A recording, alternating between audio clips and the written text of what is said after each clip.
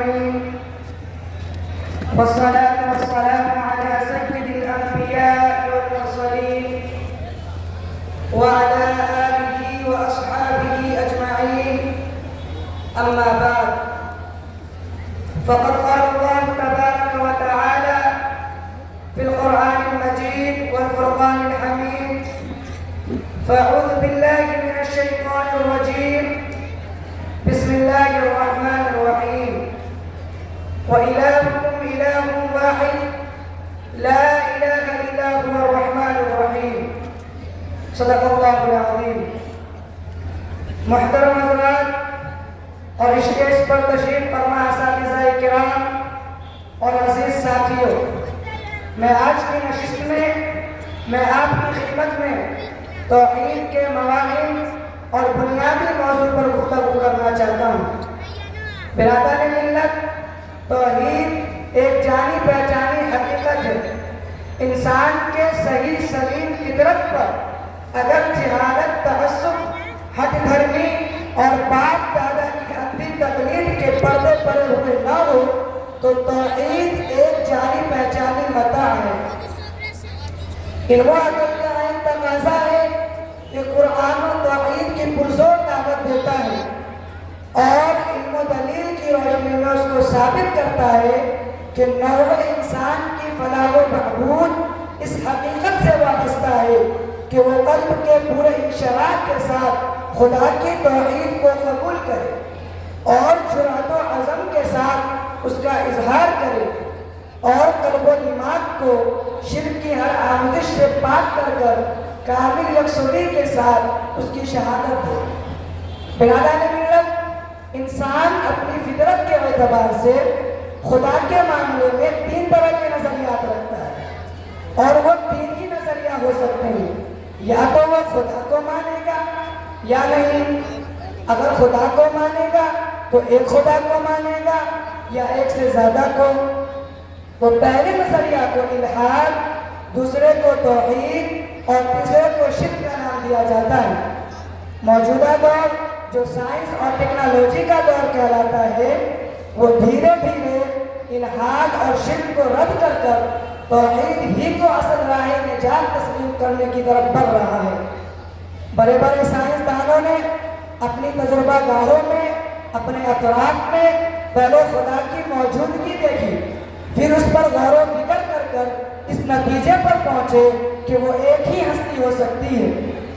برادران ملت، لغت کے روح سے توحید کے معنی ایک کرنے کو آتے ہیں اور شریعت کے روح سے خدا تعالیٰ کو عبادتی بندگی کے لیے واحد اور تنہا گرداننا ہے. برادران ملت، توحید کی تین قسمیں ہیں.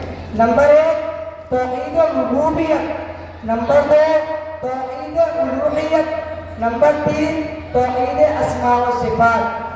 توحید ربوبیت یعنی اللہ ہی خالق ہے، مالک ہے، متصرف ہے. الغرض تمام کاموں میں اکیلا ہے. جیسے اللہ خالق کل شیء وهو على كل شيء قدیر. اور سورہ حشر کی وہ تین آیات: هو الله الذي لا اله الا هو عالم الغیب والشہادة هو الرحمن الرحیم. هو الله الذي لا اله الا هو الملك القدوس السلام المؤمن المهيمن العزيز الجبار المتكبر سبحان الله عما يشركون. هو الله الخالق البارئ المصور له الأسماء الحسنى يسبح له ما في السماوات والأرض وهو العزيز الحكيم. توحید کے اس قسم کا اقرار مشرکین عرب کو بھی تھا، لیکن وہ توحید ربوبیت کے منکر تھے. توحید الوہیت کے متعلقین مشرکین کا اقرار تھا. نمبر دو توحید الوہیت یعنی توحید ربوبیت کے ذریعے ہم جس عقیدے کو تسلیم کرتے ہیں اس پر عمل کار بند ہو جانا اور یہ ماننا کہ ہماری عبادت و بندگی کے لائق وہی ایک ہستی ہے. اسی طرح ہماری عبادت، دعا، نظر، اس قسم کی تمام چیزیں اسی سے متعلق ہیں. اس قسم کا عقیدہ، اسی توحید ربوبیت کو تمام انبیاء کرام اپنی اپنی امتوں کے پاس لے کر آئے اس لیے کہ تمام انبیاء کرام توحید ربوبیت کا عقیدہ رکھا جس کی معتقد ان کی امتیں پہلے سے تھی۔ نمبر 3، توحید اسماء و صفات، یعنی اللہ جس طرح ذاتی لحاظ سے تنہا ہے اسی طرح اپنی تمام صفاتوں میں اکیلا ہے۔ اللہ لا الہ الا هو الحی القیوم، نہ اس کا ذاتی طور پر کوئی شریک ہے نہ اس کے افعال و اعمال میں کوئی شریک ہے۔ چنانچہ قرآن میں اس کی ذات کے ساتھ اس کی مختلف صفات کا بھی قرآن ذکر کثرت سے کرتا ہے۔ اللہ لا الہ الا هو الحی القیوم قل ادعوا اللہ واعبدوا الرحمن، اس قسم کا کوئی بھی ادراک نہیں کر سکتا۔ ولا یحیطون بشیء من علمہ لا تدرکہ الابصار۔ محترم حضرات، قرآن نے توحید کے ایک ایک گوشے کو نہایت وضاحت اور تفصیل کے ساتھ گفتگو کی، نہایت فکری انداز میں کائنات کی تخلیق، نظام کائنات، مظاہر کائنات اور خود انسانی وجود سے ایسے دل نشی اور بصیرت افروز دلائل مہیا کیا کہ اگر انسان انصاف اور سچی طلب کے ساتھ اس پر غور کرے تو وہ اپنی قرآن کے پیش حقیقت کو اپنی فطرت کا عین جواب پائے گا اور اپنے قلب و دماغ میں ایمان و یقین کی ٹھنڈک اور سکون محسوس کرے گا۔ برادران ملت، یہ دنیا جو ہماری نظروں کے سامنے پھیلی ہوئی ہے مختلف پہلوؤں سے نہ صرف ایک علت العلل پر بلکہ ایک ایسے معبود حقیقی پر شاہد ہے جو تمام صفات سے متصف ہے۔ اس شہادت کی بنیاد ایسے امور پر ہے جن کا ہم خارج میں مشاہدہ کرتے ہیں، جن کے بارے میں ہماری عقل اور فطرت مجبور کرتی ہے کہ ہم اس کو کسی ایسی ذات کی طرف منسوب کریں جو ان کے مصدر ہو سکے۔ اور سب سے پہلی چیز جو ہماری نظر کو متوجہ کرتی ہے وہ اس کائنات کا حسن و جمال ہے جو تمام گوشے میں جلوہ آرا ہے۔ اس دنیا میں کوئی بھی چیز ایسی نہیں جو سادہ و بے رنگ ہو، زمین ہو یا آسمان، سبز و ہزر ہو یا پیڑ پودے، پھل پھول ہو یا بے شمار چرند پرند، ان سب کی خدمت ہمیں غور کرنے کی دعوت دیتی ہے کہ آخر ہماری اتنی ضرورتوں کے بعد، اتنی بنیادی ضرورتوں کے بعد اتنی بہت سی چیزیں کس غرض کے لیے پیدا کی گئی، آخر اس کا خالق کون ہے، آخر اتنی دل فریبیوں سے یہ معمور دنیا کیسے وجود میں آ گئی جس پر حوالی بلاغت کا بھی گروا نہیں ہوتا۔ ایسے وہ میں بے اختیار پکار اٹھتا ہے تبارک اللہ رب العالمین، وہ کمال قدرت، کمال صفات، کمال خیر و برکت کا نمونہ ہے۔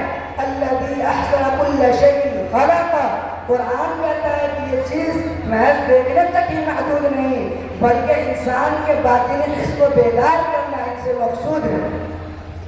اور سورۃ کے اندر فرمایا أَفَلَمْ يَنظُرُوا إِلَى السَّمَاءِ فَوْقَهُمْ كَيْفَ بَنَيْنَاهَا وَزَيَّنَّاهَا وَمَا لَهَا مِن فُرُوجٍ۔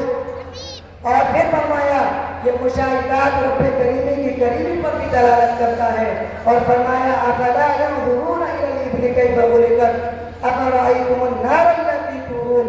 ان سب آیت سے معلوم ہوتا ہے کہ یہ صرف کسی ایک شانے کی طرف لے جاتی ہے جو صرف اکیلا ہی نہیں بلکہ کمال قدرت، حاکم بھی ہے، علیم بھی ہے، قدیر بھی ہے اور اس تمام صفات کا حامل ہے جس کا ان کے بندے کو ضرورت ہے۔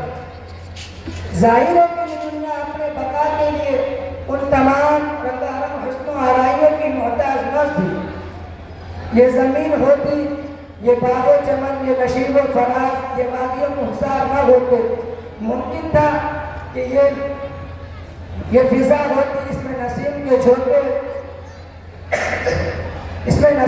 جھونکے، چڑیوں کے چہچہے نہ ہوتے، ممکن تھا کہ یہ آسمان ہوتا لیکن یہ ستاروں کی بزم آرائیاں، شفق کی جلوہ کاریاں اور قوس و قزح کی رنگیاں نہ ہوتی، لیکن ہم دیکھتے ہیں کہ ایسا نہیں ہوتا۔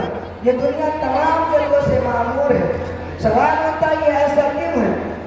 تو یہ قرآن کہتا ہے کہ اس لیے ہے کہ انسان باطنی حس کو بیدار کرے اور اس میں بصیرت پیدا ہو کہ یہ اس کا کوئی بغیر کسی خالق مالک کے وجود میں نہیں آ سکتی۔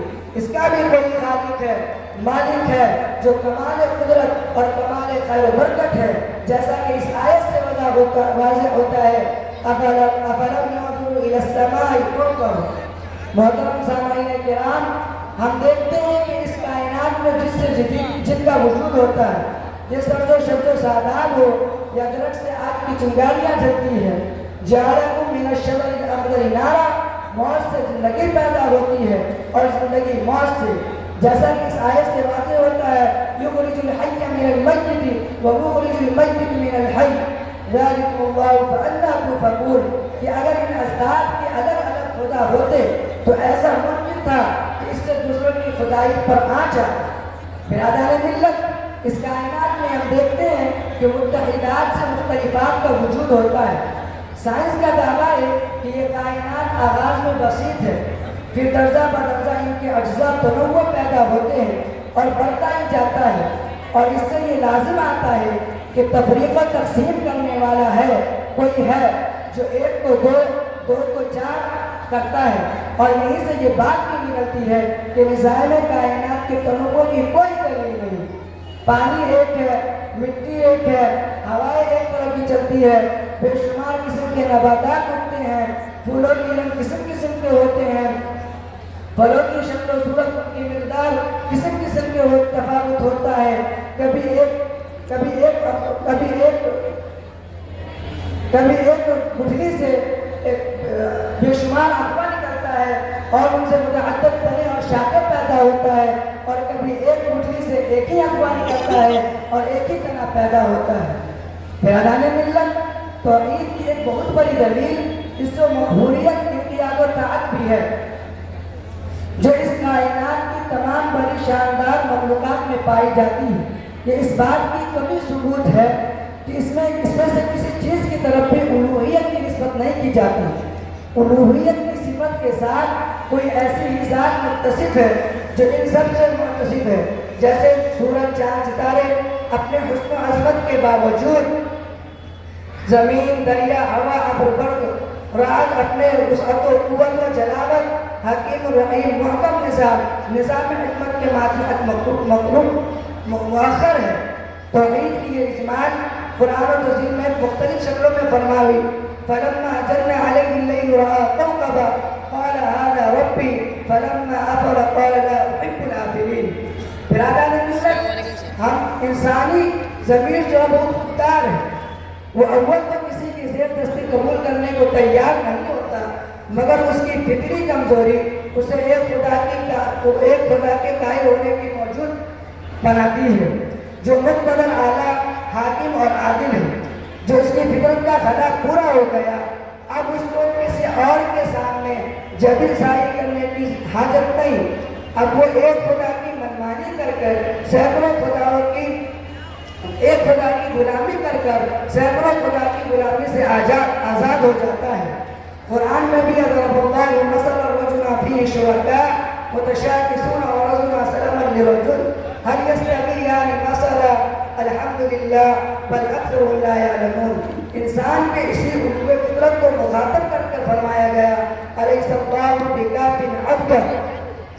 برادران ملت، توحید کا اولین اور عملی تقاضا یہ ہے کہ یقین کی پوری گہرائی اور عزم کی انتہائی پختگی اور مفہوم کے ساتھ لا الہ الا اللہ کی شہادت دی جائے۔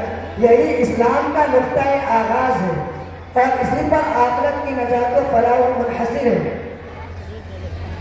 توحید کی سچی شہادت دی جائے، صرف اللہ کی پرستش کی جائے، صرف اللہ پر بھروسہ کیا جائے، اللہ کی رضا کو زندگی کا مقصود بنایا جائے، صرف اللہ سے ڈرا جائے، صرف اللہ پر بھروسہ کیا جائے، صرف اللہ کی شہادت دی جائے، یہی سب توحید کا تقاضا ہے۔ اور یہ سب کے ساتھ ان کا عمل کا ہونا بھی توحید کا تقاضا ہے، اور اس کے ساتھ لا الہ الا اللہ محمد رسول اللہ کا بھی گواہی دینا توحید کا تقاضا ہے کہ اللہ کے سوا کوئی معبود نہیں، محمد رسول اللہ صلی اللہ علیہ وسلم اللہ کے بندے اور اس کے رسول ہیں۔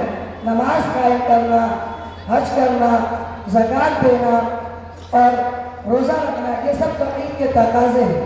برادران ملت، نظام دین میں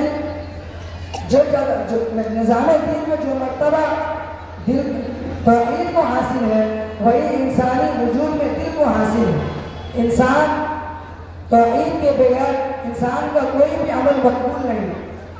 اگر توحید کے ساتھ انسان کی تمام گناہوں کے بخشے کی توقع ہوتا ہے، اللہ تعالیٰ فرماتے ہیں کہ اللہ تعالیٰ قرآن میں آتا ہے کہ اللہ تعالیٰ شرک کو ہرگز نہیں معاف کرے گا، اور اس کے سوا جتنے بھی گناہ ہوں گے جس کے لیے چاہے معاف فرما دے گا۔